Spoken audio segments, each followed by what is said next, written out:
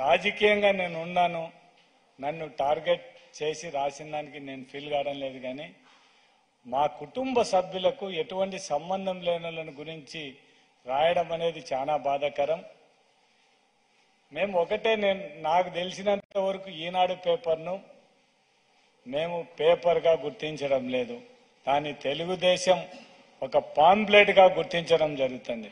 సంబంధం లేని రాసి ఒక్క పార్టీకి సపోర్ట్ చేసే విధంగా వార్తలు రాయడం అనేది ఎంతవరకు ఒక పత్రికకు ఎంతవరకు అనేది ఆలోచించాల్సిన అవసరం ఉంది.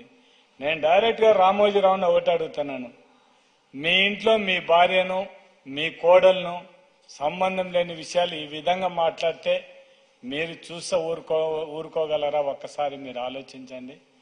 నేను ఈరోజు రాజకీయాలకు 1985లో రాజకీయాలకు వచ్చాను. ఏ రోజు కూడా నా భార్య రాజకీయంగా ఎవరితో మాట్లాడడం కానీ, కేవలం నా ఎలక్షన్లలో ఇళ్లకు ఇంటింటి క్యాన్వాస్ తిరిగిన తర్వాత పొరపాటున కూడా రాజకీయాలను గురించి ఆలోచన చేసే పరిస్థితి ఉండదు, ఎవరితో కూడా మాట్లాడే పరిస్థితి ఉండదు. మీరేదో మా భార్య ఏదో సెటిల్మెంట్ చేస్తుంది, వచ్చి డబ్బులు ఇచ్చే పని చేస్తుంది. మీకు ధైర్యం ఉంటే, మీకు ఎవడన్నా చెప్పినోడు ఉంటే వాళ్ళని తీసుకొచ్చి పెట్టండి, మా ఎదురుగా మీరు ప్రూఫ్ చేపిస్తే ఖచ్చితంగా మాకు అభ్యంతరం లేదు. దాంతోపాటు ప్లాట్లు వేసిన వాళ్ళకి అందరికీ 10% మాకు ఇవ్వాలని చెప్పిన. మీరేదో కొత్త సంస్కృతి చెప్పడం జరుగుతుంది, నాకు మొదటి నుంచి అలవాటు లేదు.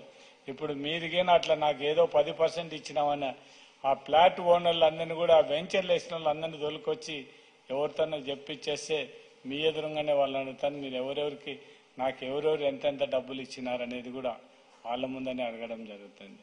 మీరేదో పత్రిక అనే ఒకటి అడ్డం పెట్టుకొని మమ్మల్ని వ్యక్తిగతంగా టార్గెట్ చేసి, మా కుటుంబ సభ్యులకు రాజకీయం సంబంధం లేని వాళ్ళని కూడా టార్గెట్ చేసి మాట్లాడితే, అంటే పత్రిక స్వేచ్ఛ అంటే మీ ఇష్టం అయితే రావడానికే పత్రిక ఉంది. దాంట్లో నిజాలు ఎంతవరకు, ఇది ఎంతవరకు సంబంధం ఉంది, ఎంతవరకు సంబంధం లేదనేది కూడా ఆలోచించాల్సిన అవసరం లేకుండా మీ ఇష్టం వచ్చినట్టు రాయడం అనేది మాత్రం చాలా తప్పు. నిన్న జరిగిన దానికి మీరు రాసిన దాన్ని బట్టి వ్యక్తిగతంగా నన్ను రాజకీయ నాయకుడు నన్ను రాసినారు ఇంతకుముందు 2 సార్లు. దాని ఎవరి గురించి మా కుటుంబ సభ్యులను రాసిన తర్వాత మా కార్యకర్తలు కానీ ఇంకొకరు కానీ అనేది కూడా వాళ్ళు నిన్న మేము నిరసన తెలియజేస్తామని చెప్పి, నేను నిన్న గడివేమల్లో వాలంటీర్ 100 అనే కార్యక్రమంలో నేను ఉండడం జరిగింది. ఆడికి వాళ్ళు పోయి మాట్లాడడం జరిగింది, మేమేదో వాళ్ళ మీద దౌర్జన్యం చేశాం మొత్తం అని చెప్పడం జరుగుతుంది. ఆడ జరిగిన ఇన్సిడెంట్ ఏమింది, మొత్తం అందరు పోయి ధర్నా చేస్తాను. ఎవరు ఏమన్నారు, కొద్దిగా ఆడ వాకిల దగ్గరకు పోయి, కానీ మీకు రాసిన ధైర్యం ఉన్నప్పుడు మిమ్మల్ని మా వాళ్ళు వచ్చి మీ దగ్గర ఏమన్నా ఆధారాలు ఉన్నాయని అడిగినప్పుడు మీరు ఉండి ఆడ సమాధానం చెప్పాల్సిన ధైర్యం లేక మీరు లాక్కులు చేసుకొని మొత్తం అంతా పోయిన పరిస్థితి ఉన్నప్పుడు ఎవరొకరు మీరు అంత ధైర్యం చెప్పలేని ధైర్యం లేనప్పుడు ఎందుకు పోవాల్సిన అవసరం వచ్చింది? అది చెప్పండి.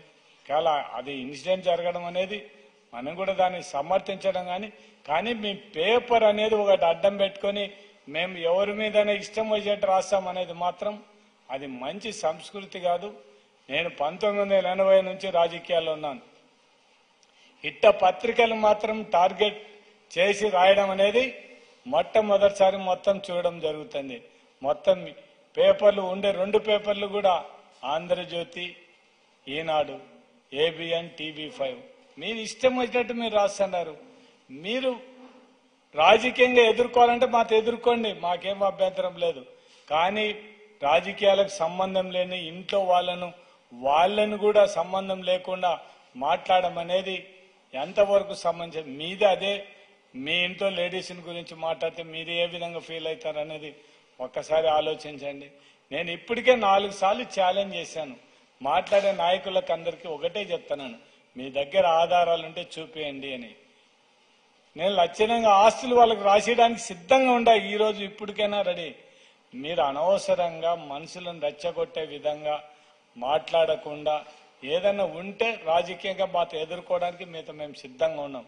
మీరేదో మీకు ఇదేదో పొరపాటుగా మేము మళ్ళా మాకు ఈ వైఎస్ఆర్ పార్టీ ముందర మేము మా వాళ్ళు వస్తారో రారో అని మీరు ఆలోచన చేసే పరిస్థితిలో ఉంటే ఎవ్వరం కూడా ఏం చేశారు, రాజకీయంగా ఎదుర్కోవడానికి మీ సిద్ధంగా ఉన్నాను తప్ప మీరిట్లా రాతలు రాసి ఇంట్లో వాళ్ళకు సంబంధం లేని వాళ్ళకు రాసే అంటే పత్రిక ఉందనే ఉద్దేశంతో మీ ఇష్టం వచ్చినట్టు మీ ఇష్టం వచ్చేట్టు రాసి ఏం నిరసన కూడా తెలపడానికి వీల్లేదా? లేకుంటే మీరేదో పత్రికను అడ్డం పెట్టుకొని మేము ఎవరైనా ఏమైనా రాయొచ్చు అనుకుంటే మాత్రం ఇదేమన్నా మీకొక్కరికి అంత స్వేచ్ఛ ఉందా? ఇంకెవరికి ఏం స్వేచ్ఛ ఉండదా? ఒక్కసారి ఆలోచించి ఎందుకు ఇంత బాధతో మాట్లాడాల్సిన అవసరం వచ్చింది? ఏమంటే ఇంట్లో సంబంధం లేని వాళ్ళు ఏ రోజు కూడా బయటికి రానులని గురించి మాట్లాడితే ఏ విధంగా ఉంటుందో ఒక్కసారి నేను పత్రికా విలేకరులు అందరినీ కూడా కోరేది ఒకటే, మేము తప్పు చేసే రాజకీయ నాయకులుగా మీరు ఎత్తి చూపండి, మాకు అభ్యంతరం లేదు.